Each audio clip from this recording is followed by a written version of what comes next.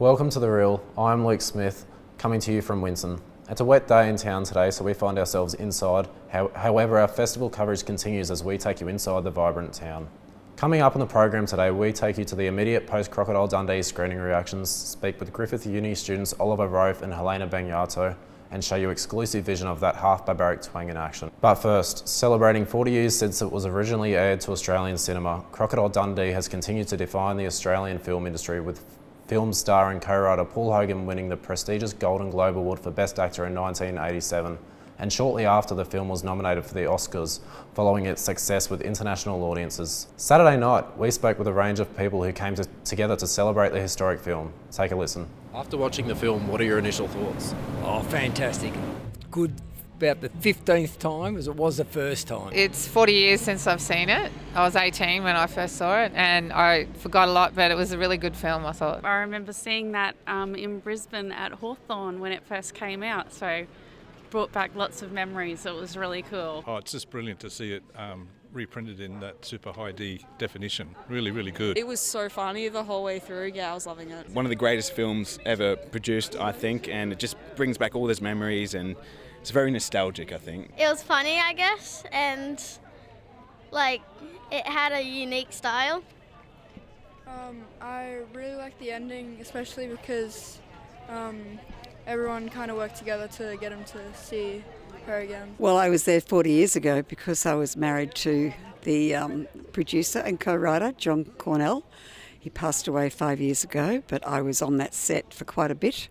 And for all of the American shoot, we went and lived in New York City. So yeah, brilliant to see it again on the big screen. What makes celebrating 40 years so special? Well, just the fact that that film has endured for that long. You know, films come and go, but it's still the highest grossing film in Australian history. And it's still relevant today. We're still selling it all around the world on broadcast networks, and it's just a very strong part of our Australian culture. Because I saw that back in '86 and I went and saw it 3 times then, and the fact that it's 40 years on and it's got such a big following, it's just a movie that's iconic to Australia. That type of humour, you wouldn't get away with it these days as well, so it's a bit of a look back in history of what was funny, and it's great to see it. It's just like a super memorable movie. For me, I watched it when I was really young because my parents, it was like a movie that came out when they were young and they showed it to me. And yeah, it's just a classic Australian comedy. Everyone that watches Crocodile Dundee is just like brought back to a more simpler time, and sort of reminds them of, you know, maybe there's something bigger and something wilder out there than their life that they're living. Was it a trip down memory lane?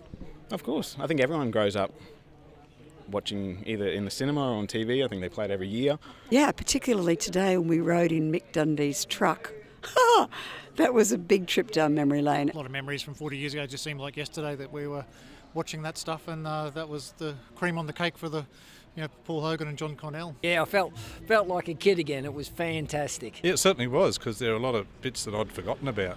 I thought the knife bit was in the second one, but it was in the first one. I think I was in grade 8 when that movie came out, so yeah, it was pretty funny looking at the hairstyles and the clothing and the cars, the vehicles. Yeah, so definitely a trip down memory lane. What was the atmosphere like inside the cinema? It was really good, actually. It just felt very communal, like it felt like everyone was there together and everyone was there to enjoy it and relive it again. There was laughs everywhere, claps. It was really great feeling, great place. There was a guy behind me who had the biggest laugh, and that's really all you need, is one guy with a big laugh. And people are either laughing at him or laughing because of him.